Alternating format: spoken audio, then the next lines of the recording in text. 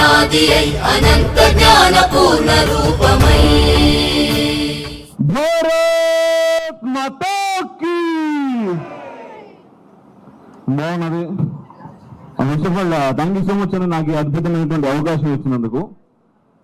కానీ ఇంతకుముందు అద్భుతమైన ప్రసంగం విన్న నవత గారు ఎన్నో విషయాలు చెప్పారు. నేను మధ్యలో ఎంటర్ అయినా నాకే చాలా విషయాలు అనిపించినాయి. ఫస్ట్ నుంచి చూస్తున్న మీకు చాలా విషయాలు ఇంకా ఎక్కువ తెలియాలి. నాకు తెలిసే ఉంటాయి. తెలిసినప్పటికీ కూడా కొంతమంది నోట్లకెళ్ళి తెలియస్తలేదు. నాకేమి ఇచ్చారంటే నాకు ఈరోజు భారతదేశం ఎటువంటి సమస్యలని ఎదుర్కొంటుంది అనే టాపిక్ పైన మీరు మాట్లాడారు అన్నారు. సమయం కొంచెం పెద్ద ఉన్నది, అంటే చాలా తక్కువ ఉంది. ఎందుకంటే సమస్యలు చాలా ఎక్కువ ఉన్నాయి. ఒక్క సమస్య గురించి మాట్లాడినా కూడా సమయం మొత్తం అయిపోతుంది. సమయంగా వీళ్ళ సెషన్ మొత్తం అయిపోతుంది. అంత ముఖ్యమైన సమస్య ఏంటి అంటే ఈరోజు భారతదేశంలో ఈ దేశానికి మనమే. ఎందుకు మనం సమస్య అంటే ఇక్కడ కనిపించింది, మళ్ళొకసారి మీకే కనిపిస్తుంది. భారత్ మాతా కీ అగో ఇది సమస్య. సమస్య ఏంటిది అని నేను చెప్పినా కూడా మనం చూస్తున్న విషయాలు అంటే మన సమస్యని మనం ఇంటి దాకా ఆహ్వానిస్తాం. భారత్ మాతాకి జయ అనేది ఎందుకంటే మనం కొట్టేది మన తల్లికి జయం కలగాలి, భారత మాతకు జయం కలగాలి అని. ఈ భారత మాతకు జయం కలగాలి అని మనస్ఫూర్తిగా మనం చెప్పుకోలేకపోతున్నాం. ఇక మనం పక్కన పెట్టేది కొంతమంది నాయకులు, మనం ఎన్నుకున్నటువంటి నాయకులు పెద్దల సభలలో కూర్చొని భారత్ మాతాకి జయం అంటే చలికెళ్ళి అసలు మన పనికిరాని ముచ్చట అన్నట్టు అది పక్క నుంచి వెళ్ళిపోతాడు, వెనక నుంచి. మరి అట్లాంటి నాయకులు పైన ఉన్నప్పుడు, ఇట్లాంటి మనం కింద ఉన్నప్పుడు మరి ఈ తల్లికి జయం ఎట్లా కలగాలి? ఈ తల్లికి జయం కలగకపోతే ఏమవుతుంది? మనం అనేక సందర్భాల్లో అనుకుంటాం, ప్రతి సంవత్సరం మనం ఆగస్టు 15 రాగా ఏం చేస్తాం?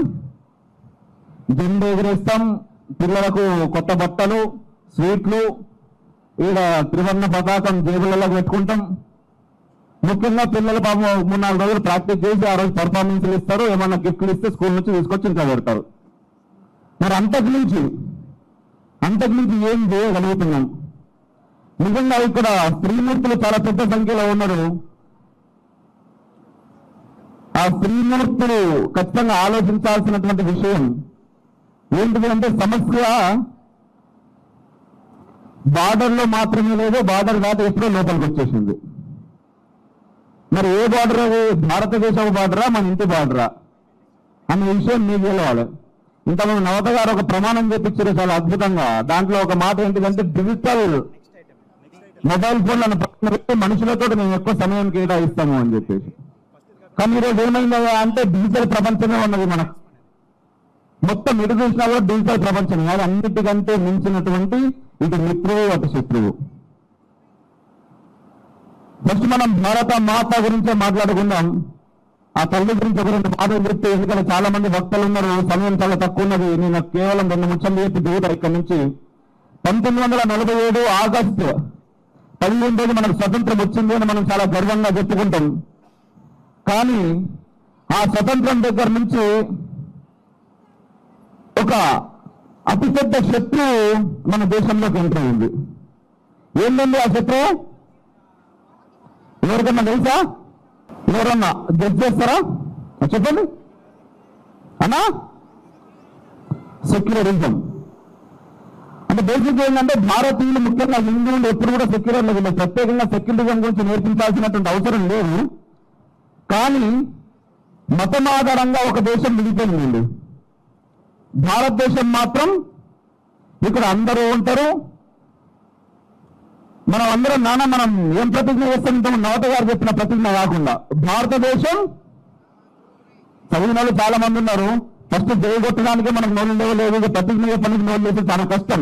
ఎక్స్పెక్ట్ చేయకపోవటం నన్ను అన్న. కేవలం మనం నోరు లేస్తలేదు కాబట్టి ఎవరితో పడితే వాళ్ళకి ఏది పడితే అది లేస్తా ఉన్నది.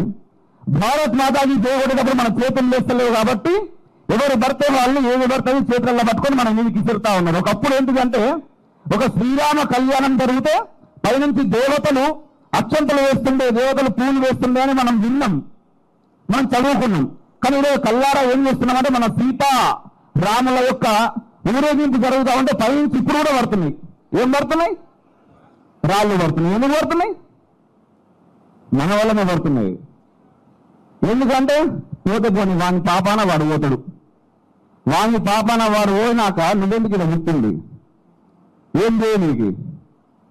వాని పాపాన వాడు ఓడు, వాని పాపాన వాడు పోవాలంటే నీకు తెలియచ్చు కదా భగవంతుడు. అందులోనే భారతదేశంలో కదా మనం పుట్టింది. మనం ఇంతసేపు చెప్పుకుంటాం కదా, ప్రపంచం మొత్తం మీద భారతదేశంలో పుట్టుడు చాలా గొప్ప. ఈ మాట విన్నారా మీరు? చాలా ఇంతమంది జనాలు ఉన్నారు కానీ అస్సలు గొంతు ఎడికెళ్ళి వినబడతలేదు కదా. పొద్దుపోతున్న టీవీ చేసి రాలేదేమి? నేను గ్రామీణ దేనిలో వచ్చిన మా దేవిజక్కనైతే అవుటర్ రింగ్ రోడ్ మీదకి వెళ్ళావు. నాకు పోటీ పడి వచ్చింది. నిజంగా చెప్తున్న ఒక మాట, ఈ రోజు ఈ దేశానికి శత్రువులు ఎవరు అంటే మనమే. ఈ ధర్మానికి ఎవరయ్యా శత్రువులు అంటే మనమే. మన పిల్లలకు ఎవరయ్యా శత్రువులు అంటే మనం. రేపటి నాడు ఖచ్చితంగా చెప్తున్నా, ఇక్కడ కూర్చున్న వాళ్ళు గొంతు ఇప్పటికి కూడా లేవకపోతే మీ పిల్లల ముందు మీరు దోషులుగా నిలబడాల్సి వస్తుంది. నేను ఇంత సంపాదించినా, ఇన్ని ఆస్తులు కూడబెట్టినా, దానికోసం ఇన్ని ఎకరాలు కట్టినా, ఇన్ని ఎకరాలు కూడబెట్టినా, పక్కకు పెట్టినా, మీరు బీరువా నిండా నగలున్నాయి మా పిల్లల కోసం అని మీరు అనుకుంటే ఆ పిల్లలు బతకనీకి అస్సలు పనికిరావు.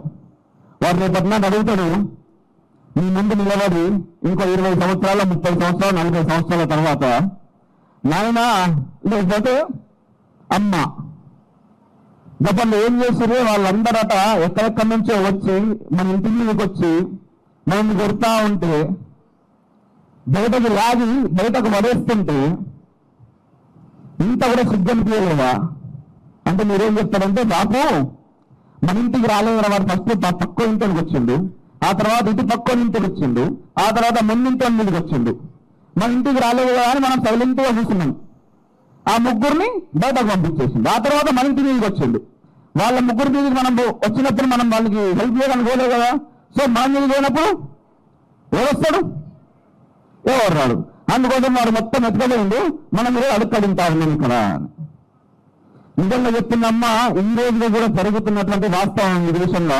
నిన్ననే ఒక విషయం చెప్పినా, ఈరోజు హిందూ సమ్మేళనం ఎందుకు జరుపుకుంటున్నామమ్మా? ఇక్కడ సంఘ్ గురించి ఎంతమంది తెలుసు? ఇక్కడ రాష్ట్రీయ స్వయం సేవక్ సంఘ్ కొంతమందికి తెలుసు, ఎక్కువ మందికి తెలియదు. దాని తప్పేం లేదు. ఎందుకంటే ఎందుకు తెలియదు? చెప్పలేదు. చెప్పేటోడు ఎవరు దిక్కులేదు. అక్కడ ఎక్కడైనా మన పుస్తకాలలో, టీవీలలో, వార్తలలో ఏమైనా చెప్తే మన చరిత్ర గురించి, మన వీరుల గురించి మనకు తెలుస్తుంది. ఎవరు చెప్పకపోయినా మన దగ్గరికి తెలుస్తుంది. నిన్న ఒక సంఖ్య చెప్పిన అక్కడ, మీరు ఒకసారి మీరు ఇక్కడ చెప్పారు మంచిగా ఉంటుంది. 30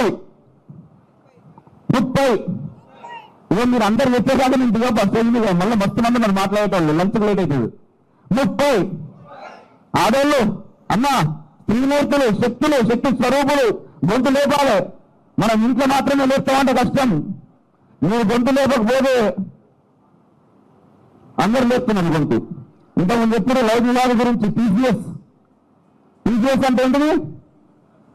బేసిక్గా సాఫ్ట్వేర్ చదువుకున్న వాళ్ళందరూ కూడా అదొక గవర్నమెంట్ ఉద్యోగం లెక్క. ఇంకా నాకు కూడా నేను అడిగిల్లి వచ్చిన అంటే టీసీఎస్లోకి వెళ్ళి కాదు, సాఫ్ట్వేర్ నుంచి.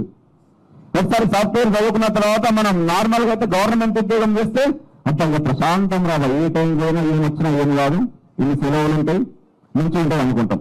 అది మీడియాలనేమో ఈ టీవీలో దేని అయితే చాలు అనుకుంటారు. ఏదక్క అంటున్నారు. ఈ టీవీలో దేని అయితే గవర్నమెంట్ జాబ్ లెక్క. అట్లా సాఫ్ట్వేర్ లో టీసీఎస్ లో దేని అయితే చాలు అనుకుంటాం. అట్లాంటి కంపెనీలలో కూడా ఒక 4 నుంచి 5 సంవత్సరాలమ్మా, 5 సంవత్సరాలు ఆడపిల్లల మీద విపరీతమైనటువంటి అరాచకాలు జరిగినాయి. ఖచ్చితంగా స్త్రీమూర్తులు మీరు తెలుసుకోవాలన్నా, ఎందుకంటే మీరు మీ పిల్లలకు చెప్పాలి. ఇట్లాంటివి తండ్రులు చెప్పిన కష్టం తల్లులు చెప్పాలి, తల్లులు తెలుసుకోవాలి. ఎందుకంటే లవ్ జిహాద్ అనేటటువంటిది చాలా కళ్ళ ముందు కనిపించినా కూడా ఈ రోజు నాలంటే వాడిన స్త్రీని ఒక లవ్ జిహాద్ అంటే ప్రేమకు కూడా మీరు మతం చేస్తారు. దుర్మార్గులారా, దుష్టులారా, నీచ నికృష్టులారా, ఇంకా ఎన్ని బూతులు తన బూతులు మీరుతా ఉంటారు. కానీ మన కళ్ళ ముందు కనిపిస్తుంది అమ్మా. నిజంగా ఈ దేశంలో హిందువులను తగ్గించాలనే ప్రయత్నం జరుగుతున్నది. టీసీఎస్ లాంటి కంపెనీలో ఒక 4.5 సంవత్సరాలు వాడెవరు చదువుకోకుండా ఉన్నాడు, పంచర్ల షాపులు ఉన్నాడో, జ్యూసుల షాపులు ఉన్నాడో వాళ్ళెవరు కాదు. ఎందుకంటే మొన్న దాకా జ్యూసుల షాపుడు, పంచర్ల షాపుడు, లేకపోతే ఇంకోటి ఎవడెవడో ఈ ఉన్మాదాలు చేస్తుండే, ఈ జిహాది ముచ్చట్లు చెప్తుంటే వాడు చదువుకోలేదు కదా అంటుండే. కానీ ఈ మధ్య కాలంలో ఏంటంటే డాక్టర్లేమో బాంబులు తయారు చేస్తా ఉన్నారు, సాఫ్ట్వేర్ ఇంజనీర్లేమో లవ్ జిహాదులు చేస్తా ఉన్నారు. 4.5 సంవత్సరాలు ఆ పిల్లల పైన, ఆడపిల్లల పైన అన్ని అరాచకాలు జరిగినా కూడా ఒక్క ఆడపిల్ల కూడా బయటకు వచ్చి నాకు ఈ అన్యాయం జరుగుతుందని చెప్పుకోలేకపోయింది. కారణం ఏంటిది? ఎవరు కారణం? మనం.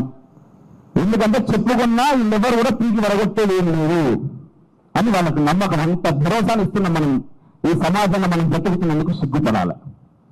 ఒక ఆడపిల్లకి అన్యాయం జరిగితే బయటకు వచ్చి నాకు ఈ అన్యాయం జరిగింది అని చెప్పుకోలేనటువంటి దీని స్థితిలో ఈ సమాజం ఉన్నది. ఈ సమాజంలో ఉన్నటువంటి ఆడపిల్ల బ్రతుకుతా ఉన్నది అంటే అటువంటి అద్భుతమైనటువంటి సమాజాన్ని మనం నిర్మిస్తున్నందుకు, ఆ సమాజంలో మనం బ్రతుకుతున్నందుకు సిగ్గుతో తల ఉంచుకోవాల్సినటువంటి స్థితి ఈ రోజు. ఇంతకుముందు నేను చెప్పిన 40 అని 40 ఎప్పుడు సార్? 40, 50, 18, 32, 16, 14, 12 ఏంటి అయ్యా ఇవన్నీ అంటే ఈ లెక్కలు ఏంటిదంటే 2014 నుంచి నిజంగా భారతదేశానికి ఒక కొత్త నాయకత్వం వచ్చింది. మనందరి లోపల గతంలో బొట్టు పెట్టుకోవడానికి సిగ్గుపడుతున్నటువంటి మనం ఈరోజు గర్వంగా బొట్టు పెట్టుకుంటే కాదు, కాషాయ వస్త్రాలు దిగాలను వేసుకొని బయటకు తిరగాల్సినటువంటి రోజులు వచ్చినాయి. మరి ఈ రోజు నిజంగానే మనం అంత సేఫ్ ఉన్నామా ఈ దేశంలో? ఈరోజు మరి అంత సేఫ్ ఉంటే ఇటువంటి హైందవ సమ్మేళనాలు ఎందుకు? నాలంటో ఎక్కడి నుంచి వచ్చిన మైకు పట్టుకొని హిందుత్వం గురించి, ధర్మం గురించి, ఈ దేశం గురించి మాట్లాడాల్సినటువంటి అవసరం ఏంటిది? ఇంతకుముందు నేను చెప్పిన కదా 40, 30, 32, 18 అని ఇవన్నీ నారాయణ శ్రీ చైతన్య ర్యాంకులు కాదు. 2014 నుంచి 2024 వరకు వివిధ రాష్ట్రాల్లో ఆర్ఎస్ఎస్ కార్యకర్తల్ని అతి దుర్మార్గంగా చంపినటువంటి సంఖ్య అది. దాదాపుగా చూసిరా ఈరోజు మనం అనుకుంటున్నాం ఏంటి? చాలా అద్భుతంగా ఉన్నాం మనం, చాలా అద్భుతంగా ఉన్నాం. ఈ దేశంలో హైందవానికి ప్రచురితున్నది హిందుత్వం గురించి ఇప్పటికీ కూడా కుక్కల లెక్క చెప్తున్నాడమ్మా. ఇంతకుముందు నేను చెప్పినా కదా, ఒక 30 ఏళ్ల తర్వాత నా పిల్లలు వచ్చి మనం అడిగితే ఆ పక్వానికి ఏమైతే మనకు సంబంధం లేదు, ఈ పక్వానికి ఏమైతే మనకు సంబంధం లేదు అనుకున్నాం. కాబట్టి మనకేమైనా కూడా ఎవరు రాలేదురా ముందుకు అని. కానీ గత 100 సంవత్సరాల నుంచి నేనంటే నేను మాత్రమే కాదు, నేనంటే ఈ సమాజం అని, ఈ సమాజం కోసం మనస వాచ కర్మన త్రికరణ శుద్ధిగా వాళ్ళ ప్రాణాలను కూడా తృణప్రాయంగా వదిలేసినటువంటి కార్యకర్తలు, ఆర్ఎస్ఎస్ రాష్ట్రీయ స్వయం సేవక సంఘ కార్యకర్తలు, ఆ కార్యకర్తలు ఇప్పటికీ మన కోసం వాళ్ళ ప్రాణాలను ఇట్లా వదిలేస్తున్నారు, పోతే పోని అని. అటువంటి కార్యకర్తలు ఉన్నారు కాబట్టి, మన గురించి ఆలోచించే కార్యకర్తలు ఉన్నారు కాబట్టి మనం ఇంకా స్వేచ్ఛగా ఇక్కడ బ్రతకగలుగుతున్నాం, హైందవ సమ్మేళనాలు జరుపుకోగలుగుతున్నాం. మరి మనం ఏం ఆలోచించాలి? మనం ఏం చేయాలి ఈ సమయంలో? ఎందుకు చేసారు ఈ హైందవ సమ్మేళనం? ఇంతసేపు వాళ్ళే కష్టపడన్నా మన కోసం, మన ధర్మం కోసం, మన దేశం కోసం. ఏమైందా అఖండ భారత ముక్కలైన తర్వాత అందరికీ తెలిసింది. పొద్దుగాల లేస్తే మనం చూస్తా ఉన్నాం సెల్ఫోన్లలో. ఏం చూస్తున్నాం? ఆఫ్ఘనిస్తాన్ లో శరీరాల పాటించలేని ఆడవాళ్ళని కుక్కను ఓట్నట్టు కొడతా ఉన్నారు బయట అని. ఏం లేదు, మొహం కనిపించిందని చెప్పేసి యాసిడ్ వస్తున్నటువంటి దారులు జరుగుతా ఉన్నాయి వేరే దేశాలలో. అవన్నీ అఖండ భారతం మన దేశం, ఒకప్పుడు మన భారతీయులు వాళ్ళంతా. మరి ఏం తీరం ఉంది వాళ్ళకు? నిజంగా ఇక్కడ పెద్ద మనిషి అంటాడు, భారతదేశంలో అంటే నిన్ననే ఆ పెద్ద మనిషి ఏం చేశారంటే ఈ స్త్రీ బిల్లు 33% రిజర్వేషన్లకేమో వ్యతిరేకంగా ఓటేస్తారు. అసలు మాకు రిజర్వేషన్లే వద్దని చెప్పారు ఆడవాళ్లకు. కానీ వాళ్ళు ముచ్చట్లు చెప్పంటే ఏం చెప్తారు అంటే ఈ భారతదేశానికి ఒక స్త్రీ ప్రధానమంత్రి కావాలి అంటారు. అంత మటుకు బాగానే ఉంది. ఆ స్త్రీ బుర్కా వేసుకుని ఉంది అన్నట్టు. ఒక స్త్రీ బుర్కా వేసుకున్నటువంటి స్త్రీ ఈ దేశానికి ప్రధానమంత్రి కావాలి అని చెప్పి ఆయన ఓరుకుంటున్నాడు అంటే అన్న ఇక్కడ అందరూ ఆలోచించాలి. ఇందుకు ఒక స్త్రీ అనలేదు, కేవలం బుర్కా వేసుకున్నటువంటి స్త్రీ మాత్రమే ఈ దేశానికి ప్రధాని కావాలి అని ఓవైసీ కోరుకున్నాడు. ఎందుకు కోరుకున్నాడు అంటే షరియా లా ఈ దేశంలోకి తీసుకురావాలి, షరియా చట్టాన్ని ఈ దేశంలో అమలు పరచాలి. షరియా చట్టం ఒకసారి అమలు పరిస్తే ఏమిటది? మగోళ్ళు ఇన్ని పిల్లలను చేసుకోవచ్చు, ఈ ఆడోళ్ళు మాత్రం అమ్మ చెప్తున్నా ఈ రోజు మీరందరూ బాగా రెడీ అయ్యి ఇంట్లోకి వెళ్ళి ఇక్కడ దాకా వచ్చి మీ పిల్లల్ని వీళ్ళకి అందరం చేసుకోండి. ఎందుకంటే ప్రత్యేకంగా మీకు చెప్పాలమ్మా ఈ విషయాలు, మీరే మీ పిల్లలకు చెప్పాలి. ఈరోజు మీరు ఆఫ్ఘనిస్తాన్ లో చూసినా, పాకిస్తాన్ లో చూసినా, బంగ్లాదేశ్ లో చూసినా ఈ షరియా ఎక్కడెక్కడ ఉందో అక్కడక్కడ చూస్తే ఇళ్ళ కిటికీలు ఉంటాయి తెలుసా? కిటికీలు చిన్నగా మనం బయట నుంచి లోపల నుంచి బయటకి గాలి ఓనికి పెట్టుకుంటాం. ఆ కిటికీలకి వెళ్ళి ఇది ఓన్లీ కళ్ళు మాత్రమే బయటకు కనబడేటట్టు బయట ఏం జరుగుతున్నదని చూడాలి వాళ్ళు. అది దాటి వాళ్ళు బయటకు రావడానికి వీలు లేదు. బయటకు వచ్చినా ఎవరు వీళ్ళని చూడొద్దు, వీళ్ళ మొహాలు చూడొద్దు. ఒకవేళ ఎవరన్నా వీళ్ళ మొహం చూసినా కూడా వీళ్ళకే నష్టం. మరి అట్లాంటి షరియాల మన దేశంలో కూడా పెట్టుకున్నామా? మరి అట్లాంటి స్త్రీ ప్రధాని కావాలని నిజంగా మనం కోరుకుంటాం. ఎందుకంటే స్త్రీని మనం శక్తి స్వరూపంగా చేసిన ఏ రోజు కూడా అమలంగా లేదు. స్త్రీ ఎవరు? మనకు శక్తి స్వరూపం మనకు. మరి వాళ్ళు కూడా నిజంగానే స్త్రీ కావాలన్న ప్రధాని అంతవరకు ఆనందమే ఉన్నది. మనం ఒక ముస్లిం మనకు రాష్ట్రపతి అయిండు, అబ్దుల్ కలాం ఎవరన్నా దూరుతారా ఈరోజు? ఎందుకు ఓవైసీని ఎందుకు దూరుతున్నాం మనం? నిజంగా చెప్తున్నా సార్, ఓవైసీకి నాకు చాలా సందర్భాల్లో ధన్యవాదాలు చెప్పాలనిపిస్తుంది. ఎందుకంటే మనం ప్రత్యేకంగా హిందూ సమ్మేళనాల కింద చెప్తాంలో హిందువులని గర్వించు, హిందువుగా జీవించు, ఇంకోటి దీంతో పాటుగా గడప లోపలనే గొంతు కాదన్న మనకు. గడప లోపల గడప దాటితే గడప లోపల ఫస్ట్ అంటే నేను చెప్పింది మీకు తెలియలే కావచ్చు, తర్వాత ఆమె చెప్పింది కులము అని, హిందూ కులము అని. అయినా కూడా మన నోటికెళ్ళి రాదు. ఎందుకంటే మన బ్రెయిన్ అట్లా ఫిక్స్ అయిపోయింది. మనం అందరం ఒకటి కాదురా నాయన, నీ కులం వేరు నా కులం వేరు, నీ కులం వేరు నా కులం వేరు, నీకు వేరు నేను వేరు. ఎందుకంటే రాజకీయ నాయకులు మన బ్రెయిన్ లో నన్ను గట్టిగా ఫిక్స్ చేశారు. ఎప్పుడైతే మన కులాల పేరు మీద తన్నుక వస్తామో అప్పుడు ఓటు బ్యాంక్ పాలిటిక్స్ చాలా అద్భుతంగా జరుగుతుంది. ఎప్పుడైతే మనం అందరం ఒకటైనా మనకు ఏమైతే ఈ దేశంలో 100 కోట్ల మంది భారతీయులు హిందువులు ఉన్నారు. ఎందుకంటే 2011 జనాభా లెక్కల ప్రకారమే దాదాపు 10-11 రాష్ట్రాల్లో హిందువులు మైనార్టీలు అయిపోయారు. ఇప్పుడు సెంట్రల్ అయితే ఉన్నది ఇంకెంతమంది మైనార్టీలు అయితే తెలియదు కదా. మరి ఏం చేద్దాం? ఈ గడప లోపల కులం గడప దాడితే హిందువులం అనే మాటని మనం ఎంత గట్టిగా మాట్లాడుకున్నాం. మాట్లాడదు కాదు, నిజంగా ఓన్లీ ప్రసంగాల ద్వారా మనం ఎదులంటే ఏం కాదు. ఈ ప్రసంగాలు ఎందుకు అంటే అందరూ తెలిసిన ముచ్చట్లు మళ్ళీసారి ఎందుకు చెప్తున్నారు చిక్కరా అంటే మనం నిద్రాణమే ఉంటాం. మనం విపరీతమైన పొద్దున్న లేస్తే రాత్రికి మళ్ళీ పొద్దున గురించి ఆలోచించాలి. రేపు పొద్దు వాళ్ళ ఇంట్లో ఏమంటుందామా అని, రేపు పొద్దున ఆర్థిక పోదామా అని, పిల్లల్ని ఎక్కడ తీసుకుపోదామా అని, ఆ తర్వాత ఆస్తులు సంపాదనలు ముచ్చట్లు ఇవన్నీ ఎట్లా కాపాడదామా అని. ఈ కొత్తగా ఇంతకంటే ఓవైసీ గురించి చెప్పిన క్షమించాలి. ఎందుకు థ్యాంక్స్ చెప్తా అంటే ఓవైసీ అనేటువంటి ఒకడు ఉన్నాడు కాబట్టి అప్పుడప్పుడు ఒకడు వస్తాడు, వాడు నిజంగా ఒకసారి 15 నిమిషాలు నాకు ఇస్తే అందరినీ చంపుతా అంటాడు. అప్పుడు మన లోపల ఉన్నటువంటి హిందుత్వం బయటకు వస్తుంది. నేను హిందువులం కాదు, ఎక్కడ చంపుతాను, ఇంతమంది ఉన్నాం అని. మళ్ళా తర్వాత వస్తాడు ప్రధానమంత్రి నాడల నృత్యం చర్య అలా తీసుకురావాలి అంటాడు. అట్లాంటప్పుడు మళ్ళీ మన లోపల ఉన్నటువంటి హిందువు ఎన్నుకుంటాడు, నేను హిందువు అంటే మనలో ఉన్నటువంటి హిందువుని అప్పుడప్పుడు వాడు నిద్ర చెప్తా ఉంటాడు. ఒకవేళ ఓవైసీ లాంటి ఈ దేశంలో లేకపోతే ఈ కులాల పేరు మీద ఇంకెంతగానో తన్నుగా వస్తున్నాం మనం. అమ్మా నిజంగా చెప్తున్నా అంటే చాలా సందర్భాల్లో చెప్తున్నా, మీకు అందరికీ తెలిసిన ముచ్చట్ని, కులం అనే పేరు మీద ఈ రోజు హిందువులను ఎవరు చూస్తలేదు, ఓన్లీ రాజకీయ నాయకులు మాత్రమే చూస్తున్నారు. హిందువులను టార్గెట్ చేసేటటువంటి ఎవరు కూడా మొన్న కాశ్మీర్లో చంపారు కదా, ఇప్పుడు లవ్ జిహాద్ కేసులు జరుగుతున్నాయి కదా, నీ కులం ఏంటి అనే దాని మీద వాళ్ళకు రివార్డులు ప్రకటిస్తున్నారు. లవ్ జిహాద్ ఇప్పుడు బ్రాహ్మణ కులం అమ్మాయిని తీసుకుపోతే ఇంత, ఇంకో కులం అయితే ఇంత, ఇంకో కులం అయితే ఇంత, ఇంకో కులం అయితే ఇంత అని.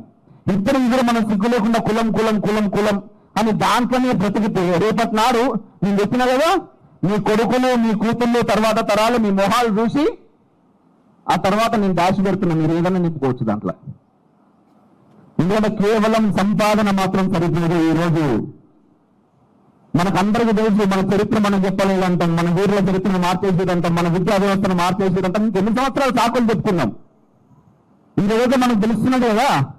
మరి మనమైతే బతికినాం కదా, మనమైతే చూస్తున్నాం కదా, మనమైతే జరుగుతున్నటువంటి దాడులు కుట్రలు మనకు తెలుసు కదా, దీనికి సొల్యూషన్ కూడా మనకు తెలుసు కదా. మరి ఎందుకు మనం కలిసి ఉంటలేం? కలిసి ఉందామా అంటే నోరు లేదు. ఇప్పుడు నేను చెప్తున్నా, కలిసి ఉందామా లేదు, కలిసి ఉందామా ఫస్ట్ నేను చెప్పిన తర్వాత కూడా అందరం మేమది అంటే అన్నిప్పటికీ కొట్టుకుపోతామని. కలిసి ఉందామా, కలిసి చాలా ప్రశాంతం. ఏదంటే మన శృతి ఎంతకంటే దాటద్దు, గొంతుకు ఏమైతుంది అని లేపురు, శృతిని లేపుర్రి, గొంతులు లేపుర్రి, ప్రశ్నించే తత్వం మీ లోపల అలవాటు కావాలి. ఎందుకంటే ఇన్ని సంవత్సరాలు బానిసలుగానే బ్రతికిన మనం స్వతంత్రం వచ్చింది అనుకుంటున్నాం.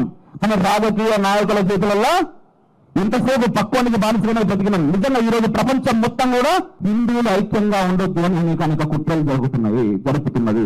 కొన్ని లక్షల కోట్ల రూపాయలు కేవలం హిందువుల కోసం ఖర్చు పెడుతున్నారు. ఎందుకు అంటే ఈ దేశంలో ప్రపంచం మొత్తం మీద మెజారిటీ వర్గం ఎవరు అంటే హిందువులు.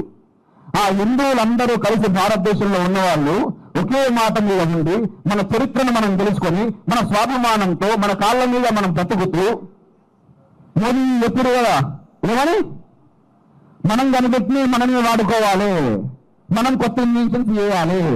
ఏమైతే అప్పుడు మనమే కొత్త ఇన్వెన్షన్ చేసి మనమే బతుకుతే తక్కువని వ్యాపారం. ఎందుకంటే 100 కోట్ల మంది 150 కోట్ల మందితో జరిగేటటువంటి వ్యాపారం అనేది మనకి మిస్ అవుతుంది. ఎప్పుడైతే వానికి 150 కోట్ల మంది మీద చేసే వ్యాపారం మిస్ అయిందో వాని బతికేమవుతుంది, బస్ స్టాండ్ అవుతుంది. అందుకోసమని వాడు ఏం చేస్తాడు అంటే ఈ సోషల్ మీడియా మాధ్యమం ద్వారా ఎంతసేపు తన్నుక వచ్చుల గురించే మనకు చెప్పే ప్రయత్నం చేస్తారు. మీరు మొబైల్ ఓపెన్ చేయరు, వాట్సాప్ ఓపెన్ చేయరు, ఇన్స్టాగ్రామ్ ఓపెన్ చేయరు, ఫేస్బుక్ ఓపెన్ చేయరు, యూట్యూబ్ ఓపెన్ చేయరు, దానిలో మీకు కలిసి ఉందామనే మాటలు కనబడాయి. ఇంతసేపు కులాలు, వర్గాలు, పోరులు, భాషలు, భాష పేరు మీద కూడా తన్నుక వస్తా ఉన్నాం మనం ఈ దేశంలో. ఈరోజు రేపటినాడు ఇంకెక్కడికి పోతాం. లాస్ట్ ఒక మాట చెప్తామా, ఒకప్పుడు కాదు ఎప్పటికీ మన మనసులో ఉండే ఏంటిది, సర్వేజన సుఖినోపవంతో అనే మాట మనసులో ఉంటుంది. కానీ ఈరోజు మీ మొబైల్ ఫోన్ ఓపెన్ చేసి చూస్తే భార్యని చంపిన భర్త, ఇందుతో కలిసి భర్తను చంపిన భార్య, ఆస్తుల కోసం తల్లిదండ్రులను చంపిన పిల్లలు, ప్రియుడి కోసం కన్న బిడ్డలను చంపిన తల్లి. ఇంకా దిగజారిపోదామా అమ్మ? ఇంకెక్కడికి పోతాం మనం? ఇంతకు మించినట్లు మీ చెప్తాం నిజంగా ఉంటుందా? పిల్లలు ఎప్పుడన్నా పిల్లల్ని చంపుకుంటామని మనం కళలో ఊహించుకుంటామా? అట్లాంటి వార్తలు మనం చూస్తున్నాం. ఎటువంటి మన ప్రయాణం జరుగుతుంది. సర్వేజన సుఖినటువంటి లోక సంస్థ సుఖినటువంటి సమాజం మొత్తం బాగుండాలి, దాంట్లో నేను ఉండాలనే దగ్గర నుంచి చివరికి నా పిల్లల కోసం కూడా నేను కాదు అనే దగ్గరికి మనం దిగజారి ఇంకా దిగజారిపోదామా? ఎందుకు జరుగుతున్నది? ఎంత మన ధర్మం విధులుగా మనకు తెలియదు, మన ధర్మం గురించి మనకు తెలుస్తలేదు. ఇవరో చెప్తలేదు అని సాకులు వదిలేద్దాం. మనం తెలుసుకునే ప్రయత్నం చేద్దాం మన తర్వాత తరాలకు. ఎందుకంటే వీళ్ళందరూ విప్లవ సంఘం పెట్టేసి ఇట్లాంటి ఎందరో వ్యక్తులు తమ ప్రాణాలను ప్రాయంగా వదిలేసి ఆ ధర్మాన్ని చాలా సురక్షితంగా మన చేతుల్లో పెట్టి మనం మన భావి తరాలకు అందజేయాల్సినటువంటి అవసరం ఉన్నది. ఈరోజు అది అందజేయకపోతే మనం దోషులమవుతాం. ఆ దోషులుగా కాకుండా మనం ఉండే ప్రయత్నం చేద్దాం. నాకు అద్భుతమైనటువంటి అవకాశం ఇచ్చిన మరొకసారి ధన్యవాదాలు. భారత్ మాతా కీ జై. ఖచ్చితంగా చేతులకి ప్రయత్నం చేయరు, గొంతు ఖచ్చితంగా లేపుర్రి, ప్రశ్నించే తత్వం మన లోపల ఉన్నది. ఇప్పుడు అది ఎప్పటి నుంచో ఉన్నది. శ్రీకృష్ణుడు అంతలోనే అర్జునుడు ప్రశ్నల మీద ప్రశ్నలు మీరు యుద్ధం చేయమనగానే నేను యుద్ధం చేస్తా అనలేదు, ఎందుకు చేయాలి అన్నాడు, నా వల్ల అన్నాడు. ప్రతి ప్రశ్న తర్వాత మొత్తం సమాధానాలు చెప్తాను ఏమన్నాడు, నేను ఇంత చెప్పిండ్రా అని ఇష్టంలో నువ్వు చేయన్నాడు.